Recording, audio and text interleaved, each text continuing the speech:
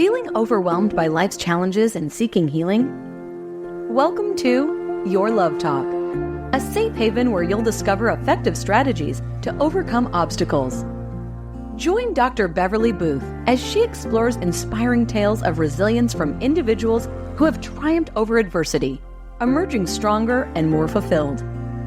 Unleash your inner strength and embark on a journey of transformation. Now, here's your host, Dr. Beverly.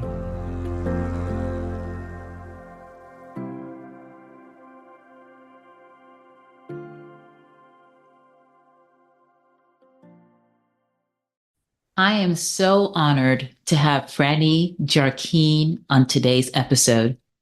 You will find that the topic that Franny will share is extremely sensitive. Franny experienced significant trauma as a child from her caretakers and yet held on to hope for a new beginning. She talks about her pain and her journey of healing to find unconditional love. Listen to Franny as she shares her story. Hi, Franny. How are you? Hi, good. How are you? I'm great, thank you. I actually met your mom recently, and she mentioned that you'd be a perfect person to be on this podcast. So I'm so glad that you agreed to do so. Thank you so much for having me. It's such an honor to be here. All right, so let's just jump in.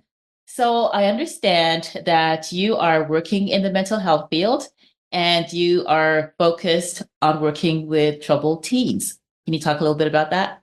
Yes, ma'am.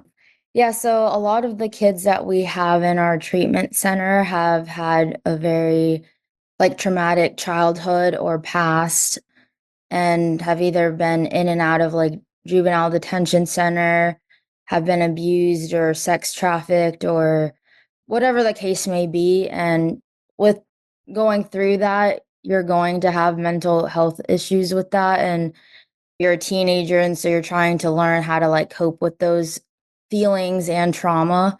And so we're here to help guide them and teach them how to cope with their feelings and how to use coping skills and just how to act or react appropriately. hmm Yeah, that is a field that is very difficult. And I know that, especially since the pandemic, a lot more teens are experiencing anxiety and depression and even suicidal ideation. So I commend you for the work that you're doing. Yeah, thank you. I mean, I think my past and then just God being alongside my life and having that desire in my heart to want to also make a change and help others that were also in similar positions that I was in when I was younger has helped tremendously in this career. Right. So that's one of the inspirations I know that allowed you to get into this field. So can you talk a little bit about some of the experiences that you went through as a child? Yeah, I mean, honestly, it was kind of a lot. I feel like starting from when I was younger of just not having my biological parents there and then not meeting my biological parents until later on in my childhood. And then my biological dad's just started abusing me and my siblings at the age of 10. And then he started sexually abusing me and then joining foster care. And it's just a roller coaster of different things in my childhood. Yeah, that's a lot. That's a lot, Brandy. So sorry that you went through that experience. Can you talk a little bit about just the beginnings? Like, who did you live with as a little girl? So yeah, so I was brought to the United States at age 5, and I was living with my biological father, my stepmom, half brother, and half sister.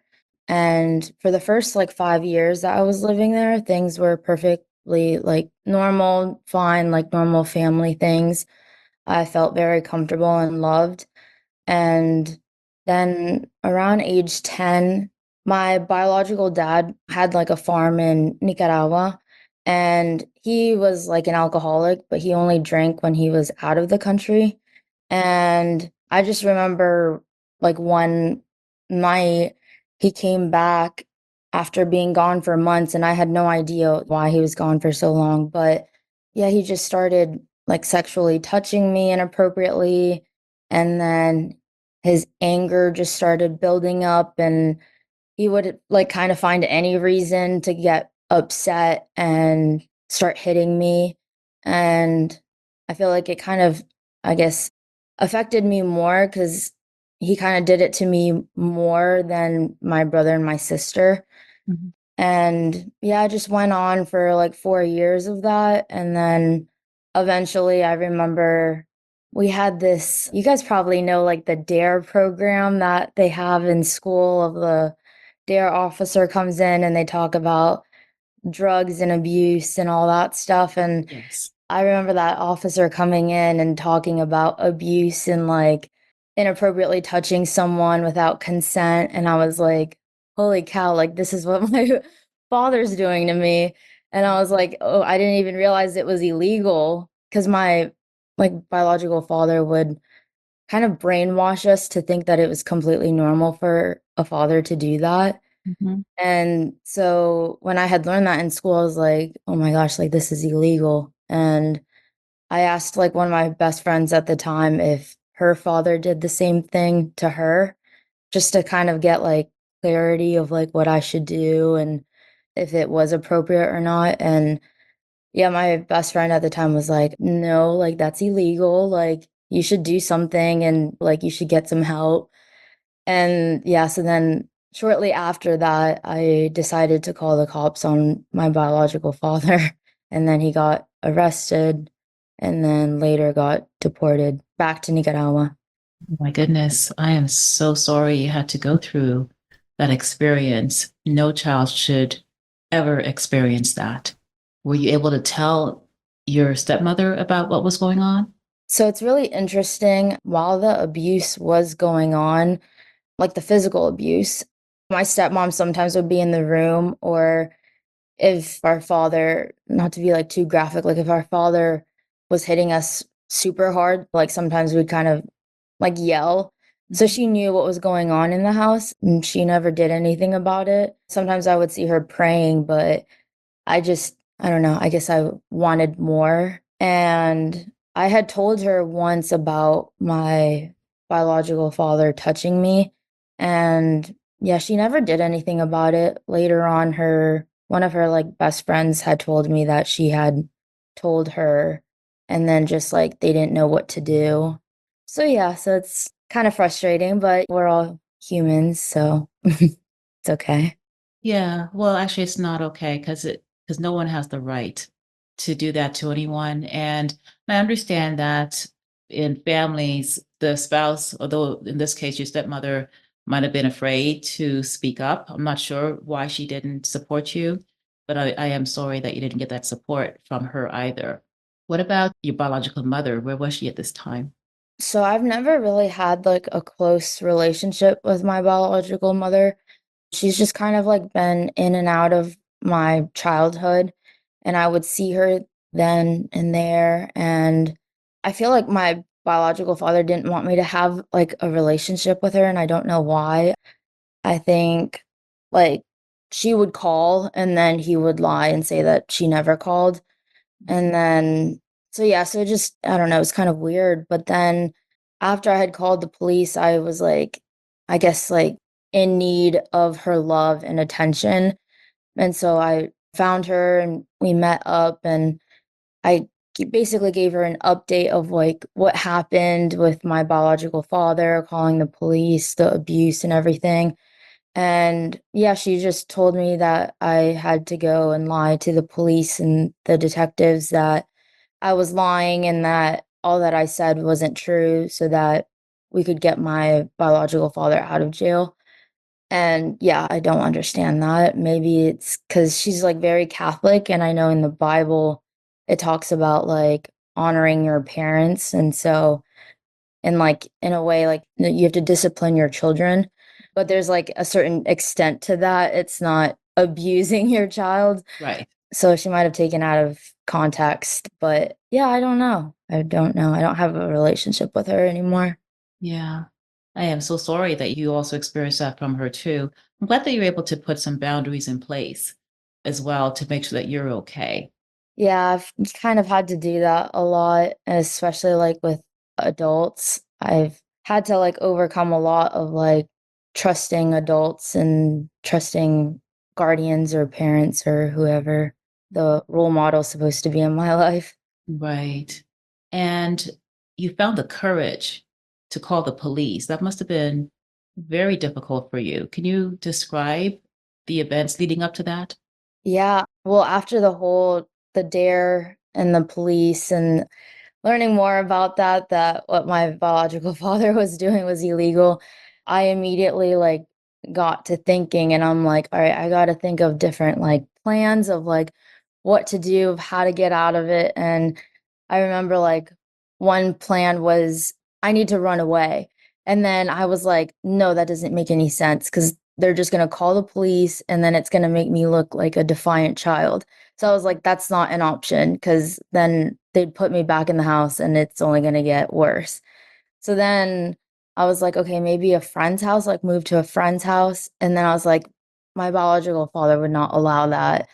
And then the third option was like, all right, then if this is illegal, like this would take like legal action of like police can get involved and then I would have to call the police, but I would have to wait until my biological father hits me again to like have evidence on my body that like there's proof that he was abusing me and it wasn't just like I'm trying to get out of the house. I don't like what my biological father is saying or I don't want to listen to him or whatever.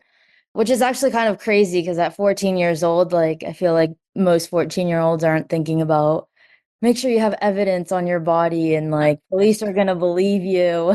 Right. And yeah, that day I remember it like it literally just happened. And I had like a phone, but I was only allowed to use it when I was out of the house in case like something happened. I can call like 911 or my stepmom or my biological father. But that day I was outside like on a skateboard and I actually had my phone on me, which is crazy. And then I remember I came inside to like make my lunch for the next day because it was Easter Sunday of 2014. And I had already like made up my mind that that's what I was going to do of calling the police and I'm just waiting for him to hit me. And I remember I was in the kitchen and my father was like just saying that he loved me out of nowhere. And I think because I was just so fed up with everything that was going on and just like being so confident of like, I'm going to call the police next time it happens. And like knowing that God was supporting my decision and like knowing that he was by my side through the whole thing I didn't say I love you back. I didn't say it at all that day, and I think it made him super mad, and I remember my stepmom was in the other room, like, right next to the kitchen, and she could hear the whole conversation, and she was like, "Franny, like, just tell him that you love him, like, so that there's no drama and there's no fighting tonight." And I remember, like, completely ignoring her because I was like, "Nope, this is the day. He's going to do it, and I'm going to call the police, like, this is the day." And then he continued to get mad, and then eventually, like, he pulled my ear and, like, dragged me to the basement and started hitting me, and normally, I would yell or cry, and I didn't cry at all, I didn't yell, like, I just was standing there, like and it was, like, I think just knowing, like, this is the last time you'll ever do this, and I'm not giving you any satisfaction of me being in pain or you seeing me hurting. But I just felt, like, so confident, like, it was just such a power move, Wow. um, which is, like, so crazy, and I just literally remember, like, feeling God's presence the entire time that I was in the basement, Mhm. and my biological father had never done this before, but he had told me to stay in the basement the rest of the night, and I wasn't going to get dinner. And so it was honestly, like, perfect timing because it's, like, seemed like it was, escalating, and I didn't know, like, if things were gonna get worse or, like there was at one point where I thought he was going to kill me, and so I think it was perfect timing, I did it at the right time. Anyways, he, like, went upstairs, and I was like, "Oh my gosh, like, this is my time to call the police, like, to do something." And like I said before, I had my phone on me, and that's I never have my phone on me. And it was literally all God of just like, I'm in the basement floor, like on my knees. And then just like my hand goes to my pocket, reaches for my phone, dials 911, and it's like literally like the angel and the devil of like, all right, you got this. Like, this is your opportunity. You got this, Franny. And then Wow. it's like the devil of like, no, he's coming down. You're too scared. You're not going to do it. Like, you can't do this. You're going to get caught. And then, like, literally my hands are just like 911. And then, like, you just hear the operator lady just like, 911, what's your emergency? And I was like, oh my gosh, I have to do something now. Cause, like, if you hang up on 911, like, there's still going to be a police that comes to the Yes. door.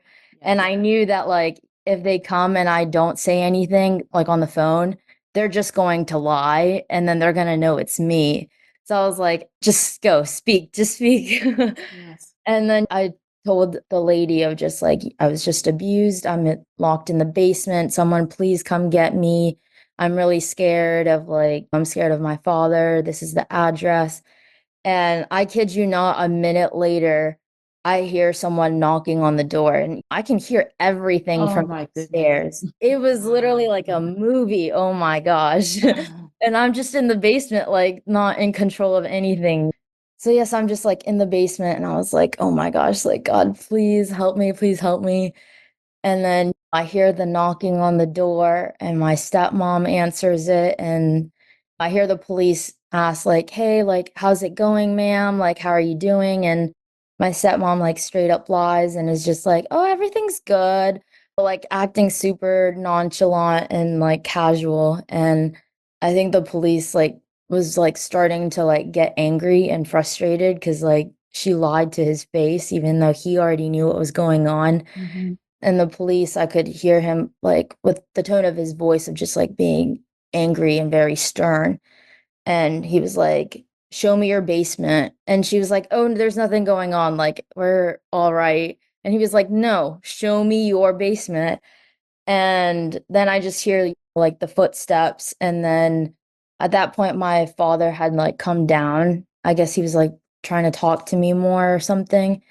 And I just remember like the basement door opening, and it was like, to me, it kind of felt like heaven because it was like a light coming in the super dark basement. Wow. And the officer is just like, says my biological father's name. And then my father like runs upstairs and tries to like pass the police. And then he got arrested, he got questioned and everything. And yeah, it was just crazy. It was literally a movie. Yeah, it sounds like a movie. So, in the moment when the police came, how were you feeling? I honestly like it was just a mix of like different emotions. Like my heart dropped initially because I was like, oh my gosh, like it's actually happening. Like my Mhm. plan is coming to life. And then like just scared of like how my father was going to react and like how the police were going to handle the situation. Mhm. And then just excited of just like, oh my gosh, like it's done, like I can breathe now. Wow. So you were going into the unknown, and yet Yeah, you were still very brave about just getting out of that house. yeah, yeah. I was like, this is like the best that I can do since no one else can do anything. Hmm. And where were your siblings? So my half brother and my half sister were upstairs watching TV. So there was like a is it three level house, Yeah. three-story house. So yeah, I was in the basement, so all the way at the bottom. And then the police was like, they were on the, I guess, first floor. Hmm. And then my brother and my sister were all the way upstairs, like in the bedrooms watching TV. So So they were had they no removed? idea. Yeah, they had no idea that this was going on. Okay. Were they removed as well? No, they stayed Okay. with my stepmom. Okay. And honestly, like me calling the police and all of this happening, Hmm. I don't know why. I guess just in my normal brain process, I assumed that they also wanted the same thing of like removing our father. And I thought we would live like happily ever after as like a family and everyone would be happy and safe. And yeah, that wasn't the case. And I just was not expecting, I guess, that. type of reaction whatsoever. Mhm. So, how did you get this faith to pray, to cry out to God for help? Like, where did that come from for you, Franny? So I was brought up as Catholic. Most Spanish households, they're brought up Catholic. Mhm, And honestly, I just when I was younger, I had this like small little prayer book and it was like for kids, so it's like super easy to read. mhm, And I always like had felt like before the abuse and stuff that when I prayed, I always felt so much better afterwards. mhm, And so like learning that as a child and then like going into my teen years, I was like, that's all I can really do. And a lot of the times at night, I would cry myself to sleep and then I would just end up praying and then I would like knock out in bed and like mid prayer. And honestly, that's what comforted me at the time. Like a lot of journaling, because I wasn't allowed to like express my feelings or my emotions or talk about those things because it wasn't a safe environment to be talking about how you're feeling, and so I would journal a lot, and then, yeah, I would pray because I knew God was listening, and so it was like he was my comforter. I mean, he still is. I still talk to him like my best friend. But yes. yeah, that's what helped me the whole time. Wow. So you were taken out of the home. He was Yes. arrested, and so you left. They took you out as well, or did they leave you in the home and they took your father out? So initially they took my father out and then I stayed, and then my stepmom, brother and sister, they were acting like I guess kind of like mad towards me. And so then I just like didn't feel comfortable living there anymore. Hmm. And so then I had like lived with friends' family for about a month and then I ended up getting into the shelter, the Loudoun County Youth Shelter.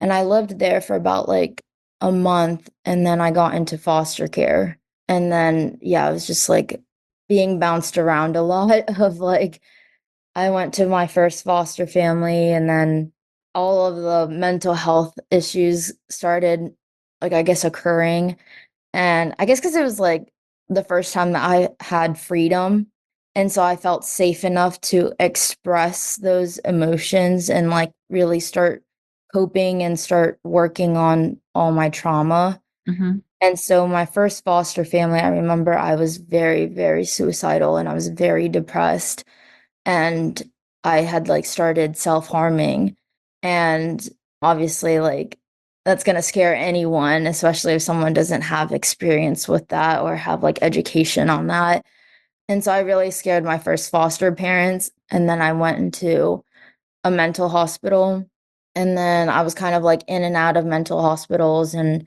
residential treatment centers as well, and then, like, bounced around to different foster families because it's kind of like, I guess, like a liable issue if you have a kid that's suicidal and harming themselves, like, that's a lot that they're at risk, and it's a big responsibility when you're a guardian of a teenager dealing with mental health and, like, suicidal ideation, I guess. So, yeah, so I had been bounced around to, like, 5 different foster families. It was a lot. Yeah, that is a lot. And oftentimes, a lot of kids in foster care, they do get bounced around just too often. And I know there's training provided to foster parents, but oftentimes they don't know exactly what to do when they're dealing with kids with a lot of trauma. And unfortunately, you had to get bounced around quite a bit. How did you cope during those years of being in foster care, especially being bounced around from foster parent to parent? I think because I was in different treatment centers and all like the staff members that had helped me were so patient with me and they showed me so much love and care that I like did not have before. Mhm. And I think I just remember like my best friends and like them having like loving and caring family, and I think I just wanted that for myself, and I think I didn't wanna give up on that. I was very faithful with God, I was very impatient, but I was faithful, I was determined that God wants the same for me, And I remember my social worker a couple of times was like trying to encourage me to join like a group home or something else because it was really difficult to find foster families that knew about my past and like my behavioral issues and like I guess it was too much for them, which I don't blame them at all. Like it is a lot. But I'm just, I guess, like proud of myself for not giving up, even though other adults were trying to encourage me to join a group home. Mhm. I wanted a family this whole time. I wanted to be loved. I wanted to be cared for. And I'm just glad that I was faithful to God. And luckily, I'm very blessed with the family I have now. Oh, that's such a blessing. And I'm so glad that you held on to this hope that you deserved a family that loved you and loves you. And so it sounds like you finally got into a home that was a great fit for you. Can you talk a little bit about that? Yeah, I'm so blessed. I love talking about my family, especially my mom. Yeah, they're just angels. I tell my mom that all the time. So joined the family, it was around 2016. I think it was like June 2016. And it's funny how life works because before all the other families I had like moved in with, I always was like so easy to like call like the mom and dad. Like I had no problem saying mom and dad, like blah blah blah. And then it's like a month or so later, I'd be moved out. And then like the same thing, it's like this repeating cycle. Mom and dad thinking like, all right, this is the one. This Oh. is the one. And I remember with the family that I am living with now, I remember in the beginning, I told them, like, I'm not calling you guys mom and dad because I'm just gonna get moved. Like, at that point, I kind of was like starting to like lose hope. And I just was like, I just felt like so deflated of like, this isn't gonna work out. It's any minute, it's like a ticking bomb of like, I'm gonna be moved anyways. So what's the point of getting attached and like calling them mom and dad. And they were so patient with me again and just like so loving and caring. And I had told both of them that, and they were like, it's okay. Like, you don't need to call us mom and dad. Like, if you feel more comfortable calling us Miss whatever, then you can call us that. And like, don't feel pressured to call us mom and dad. Like, whatever makes you feel comfortable. And whenever you are ready, or if that day ever comes, like, you can say it when you're ready, but don't like feel pressured. And I think that just was so comforting to hear because I feel like in my past, it was like, do as what you're told and like you don't ask questions. And so, yeah, it was like a new chapter in my life. And yeah, they're just amazing. I love my parents. I love my brothers. I love my cats. But yeah, I feel like I owe the world to my parents, especially my mom.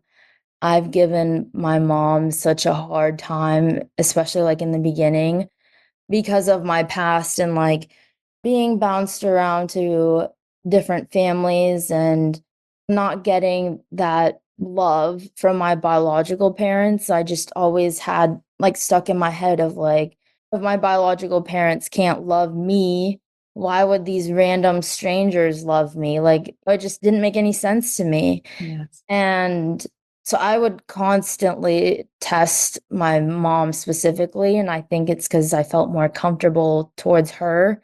Mhm. So it was easier to kind of like, I guess, nag at her because that's what we do as like humans. Like when you feel comfortable towards someone, you kind of pick on them more because you feel comfortable enough to do that. That's true. Because you're not going to do that to a stranger. Like you're going to do it to a loved one. Yeah.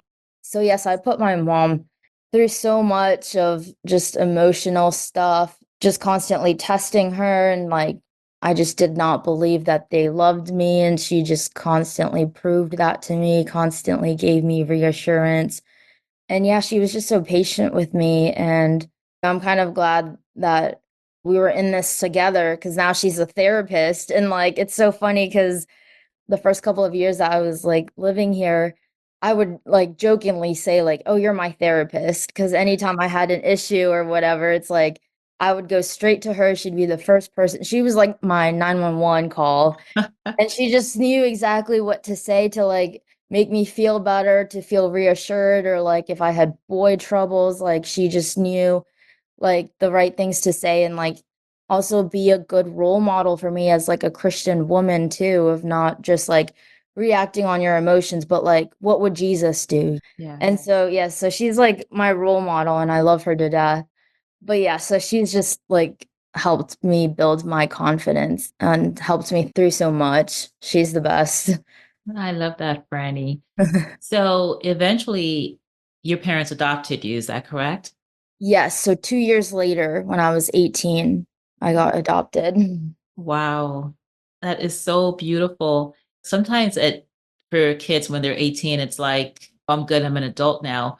But I'm so glad that they were able to say, yeah, it doesn't matter if you're 18 or not, we are going to adopt you and so that you will know that you've got a permanent home. Yeah, it was actually like, I guess a little bit weird, but in our county, you can get adopted, I think, until like 20. Okay. And the county also gives you like, I guess kind of like an allowance or like a check, and they help you with school, like pay for school. They help you get like your first car. They have like so many benefits and it's wonderful. But when you get adopted, you're giving up those, what's it called? Like not rights. You're giving up You like the don't have the money and parental like, rights. yeah, The yeah, yeah. parents don't have rights anymore.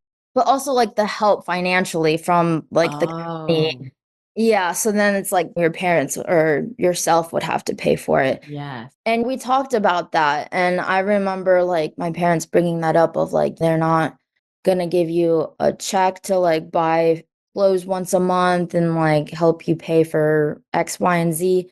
And I just remember, like, that does not matter to me, like, all that matters to me is just to be a part of your family, and, like, I wanna change my name and I want your last name, like, this is what I've wanted, like, Yeah. money and all that stuff does not matter to me. Mm. And so, yeah, 18, yeah, I got adopted. It was awesome. Oh, congratulations. Yeah, thank That's you. amazing. So, what helped you to cope through all of your trauma? I mean, all the resources for sure of just like the mental hospitals and residential treatment centers, talking to different staff at the time, just getting all the help while I was there, even like medicine and therapy, all that helped when I needed it.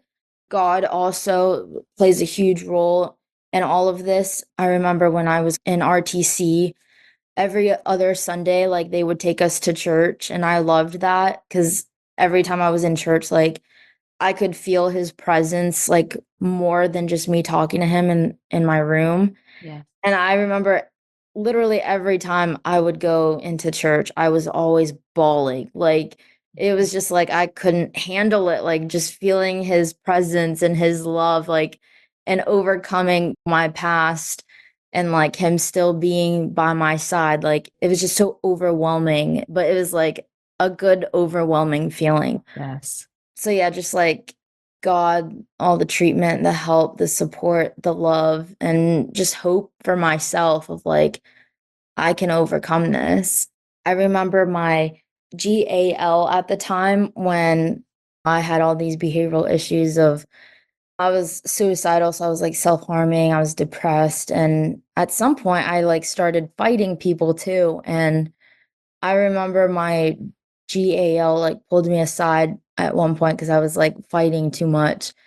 And she had pulled me aside and just like, "We can't keep helping you get out of these fights and, like, helping you to, like, not get in, I guess, legal trouble. Mhm. And next time that you get into a fight, if the police wanna take you to JDC, Juvenile Detention Center, Mhm. like, we're going to let it happen because 'cause we're not gonna continue just getting you out of it."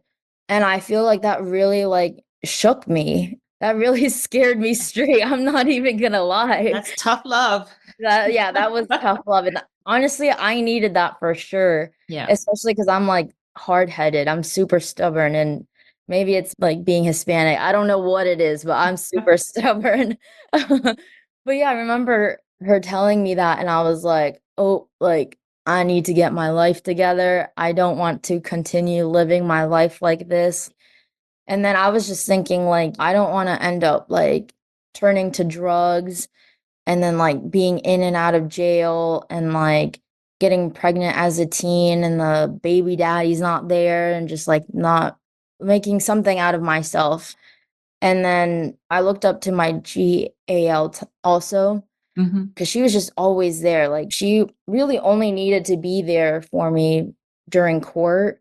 But even to this day, like we randomly go and get lunch or dinner and we just catch up and stuff. Like she's also been such a big support. But I looked up to her and just how she does so much for these kids, and she doesn't get paid to like take me out to lunch and dinner and like check up on me. She doesn't get paid extra for that. She's doing that out of her love and like because she cares. Yeah. So I remember like looking up to her and like I want to do something like that. Like I want to go and like make a change in the world and like help other kids and be there for them. Like that's all what I've wanted, and I should do the same back.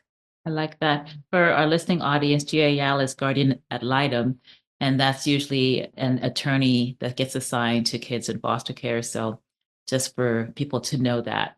And so, that's an amazing story. So, how did you navigate friendships, especially at school, when you were bounced around a little bit before you got adopted? Oh my gosh. So friends is a whole nother thing. Like me working on trusting and loving my family was like one chapter, and then like that closed, and then I was like working on friendships. And yeah, I honestly at that time I was such a terrible friend. I think at the time I was just so selfish. I only cared about how I felt. I only cared about like my needs and wants. And as soon as someone would hurt me, you're blocked. Like, I don't need to Mhm. speak to you ever again. And I remember it was just like the smallest things. Like, if one friend, like, if we had planned on hanging out tomorrow at whatever, 2 p.m. to go to the mall or something. And then if my friend texted me, like, hey, I'm not really feeling well. Like, I kind of don't want to go anymore. I've had a long day, whatever the case is. I was like, "You're disrespectful. Like, you knew that we had this going on this whole time. We had this scheduled, and, like, you're just caring about yourself." Like, I was like, "No, I'm done with you. I'm not your friend anymore. You're blocked." Like, I was a lot. And I think just because of all the pain and hurt from my past, like, it's like anytime someone slightly hurt me, it's like I can't deal with it. Like, it's not even like trying to resolve it or resolve the problem. It's like, oh, by resolving the problem, it's by removing that person completely, which Yeah. is like, that's just not right. Well, Um, that's normal though, Franny. I mean, you've been through so much trauma and not knowing who to trust. And so the triggers will happen. And that's where the wall comes that came up for you. Very yeah. normal. Yeah, so I mean, it was just like dealing with that. Luckily, like for the like foster care system, they try to like find a family for that child in like that same kind of area or county. Hmm. So luckily, I wasn't like bounced around to different schools.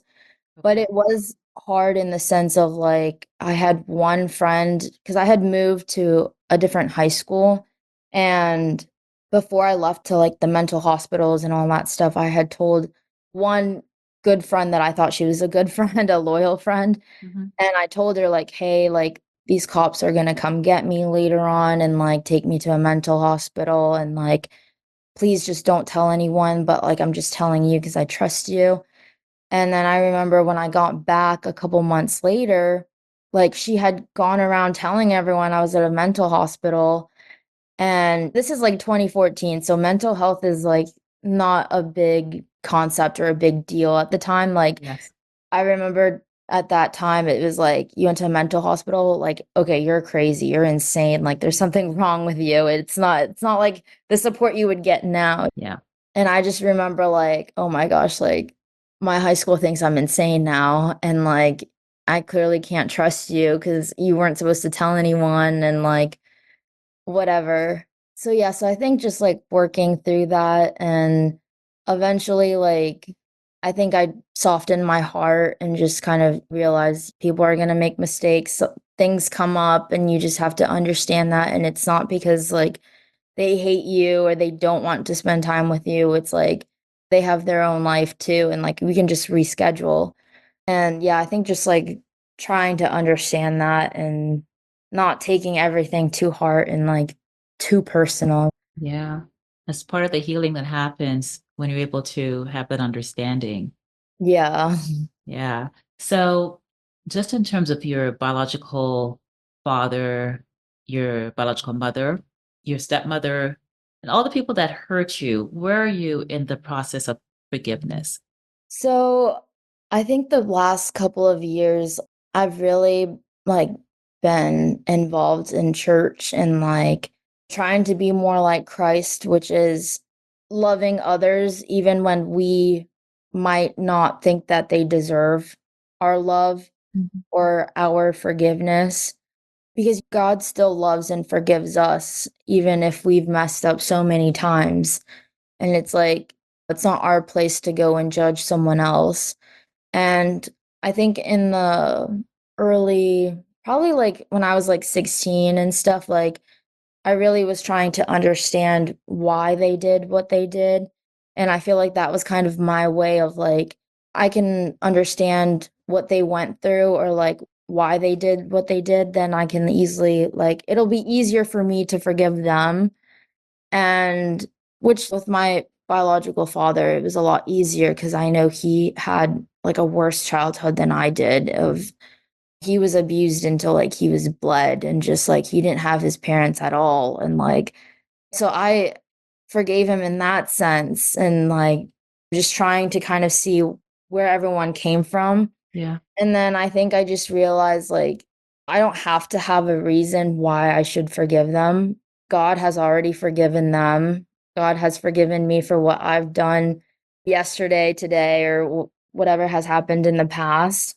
And I shouldn't be judging them for that because I'm not perfect whatsoever. Like, none of us are perfect. And so it's not our place to be judging them. I think too, like just knowing that we're all humans and we're not perfect and we all have our own past and we should be like easier on each other and not so hard even after someone has hurt us.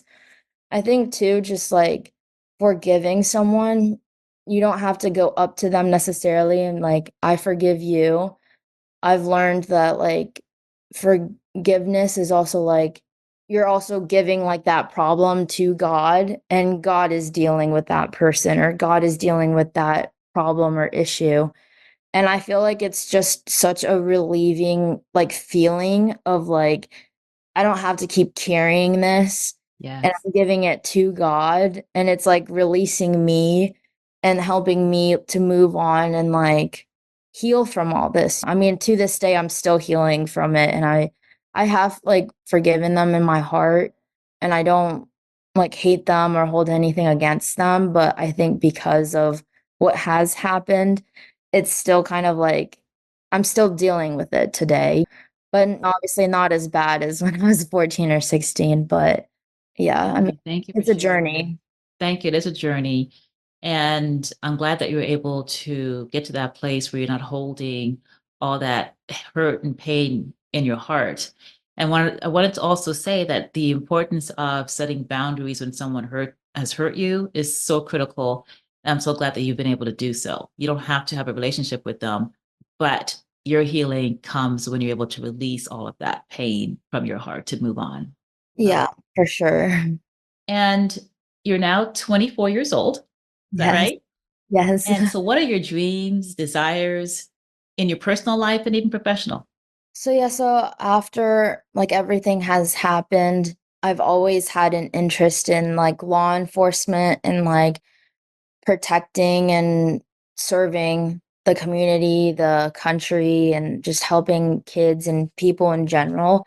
So I ended up going to college and I graduated from VCU. And so I have a criminal justice degree and a minor in homeland security. Congratulations. Thank you.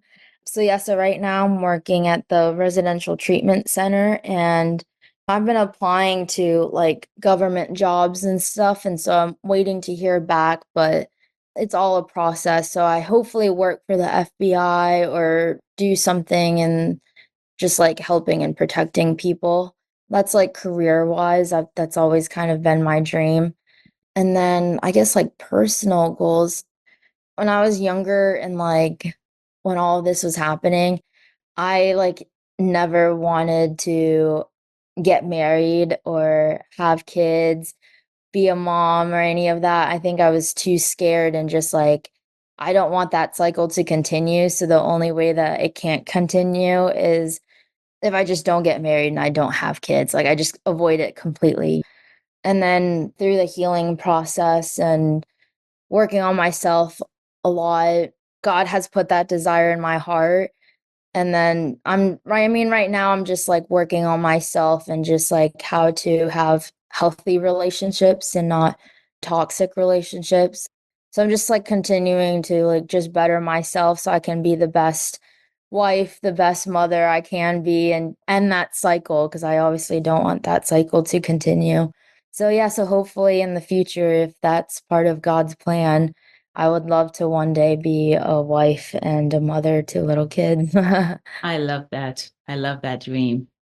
And I have a feeling it will come to fruition. Hopefully. So, Freddie, with all the healing work that you have done and still doing, what advice can you give others who are going through similar situations and just traumatic experiences from their past, or even currently in situations that they need to get out of? Yeah, I mean, I think I always tell my girls that things do get better and it's hard in the moment to see that, but, like, you also want to, like, want change for yourself. I've talked about this before of I had all the resources when I was younger, and things didn't change until I had that talk with my guardian ad litem, and I realized I don't want to continue living this way. I want to make something out of myself. I want to help people and I don't want to continue living this way. And so it's once I realized that and once I realized that I wanted a change for myself is when I actually did start to change and start receiving the help and taking my treatment seriously. Because you can lead a horse to water, but you can't force the horse to drink water. And it's the same concept for us. Like, we can have the resources to get help, but it only then starts when we want to receive that help.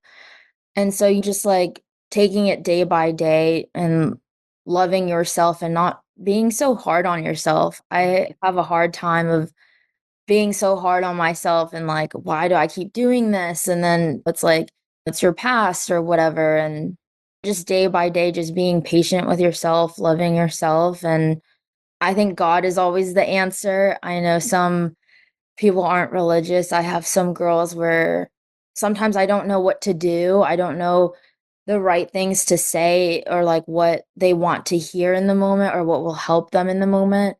And my automatic reaction is like, "Can I pray for you? Like, I don't know what to say right now. I don't know how I can help you, but can I pray for you?"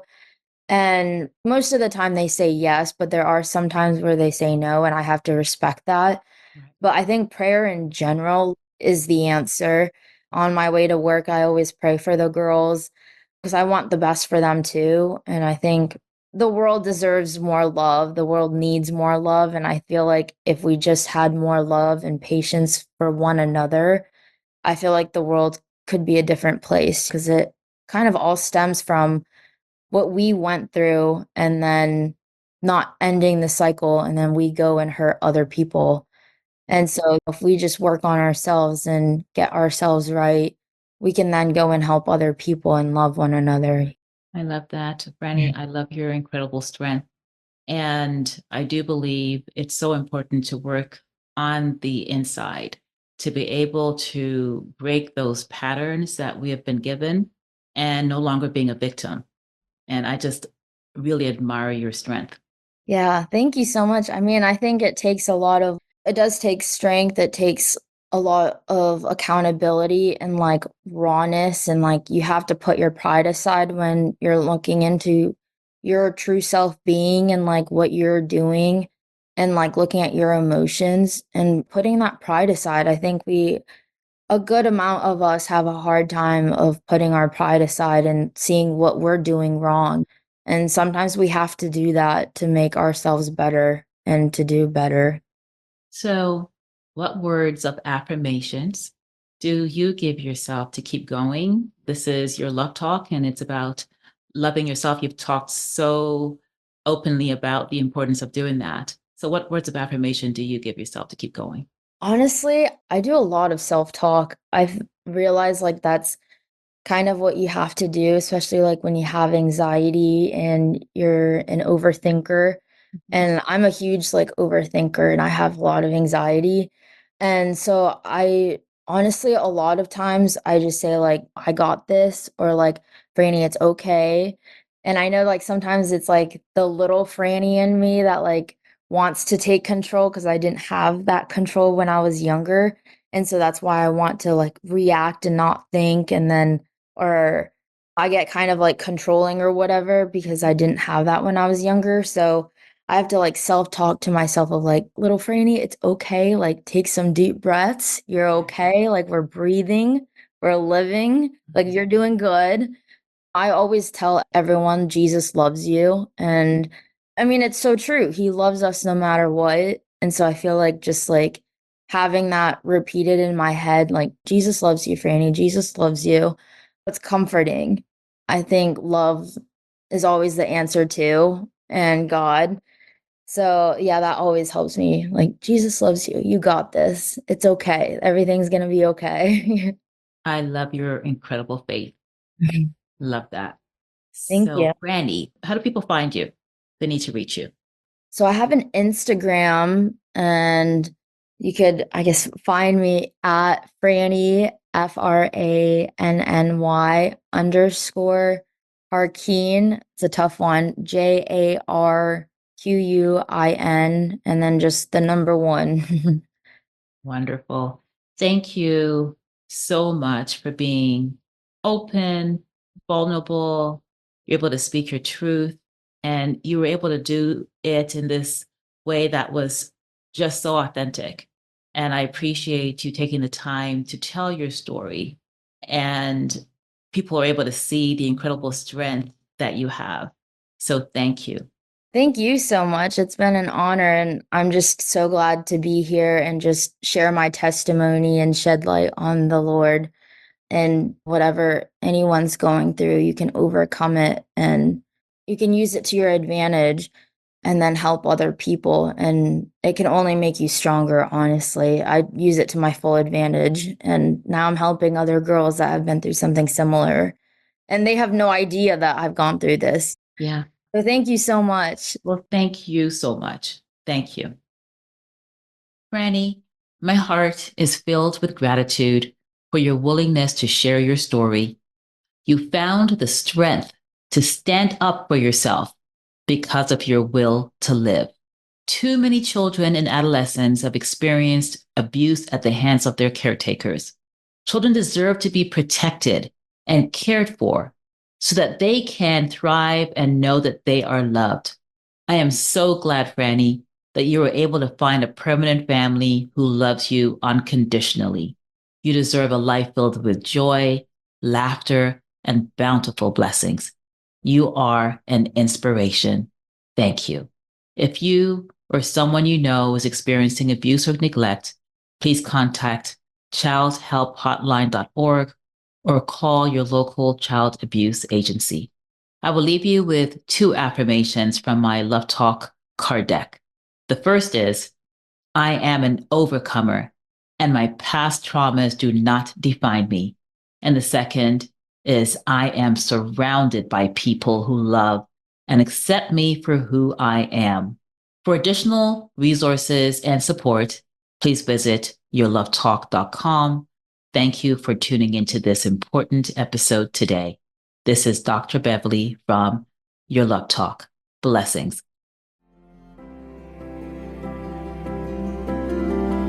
Thank you for tuning in to this episode of Your Love Talk. Remember, you're never alone in your struggles. Take the time to affirm yourself daily as an act of love to yourself. And know that this podcast is here to offer genuine support and guidance whenever you need it. For more insightful and transformative discussions, visit yourlovetalk.com to explore additional episodes. Take the next step forward with courage, knowing you can overcome any challenge. That's all for today. Until next time.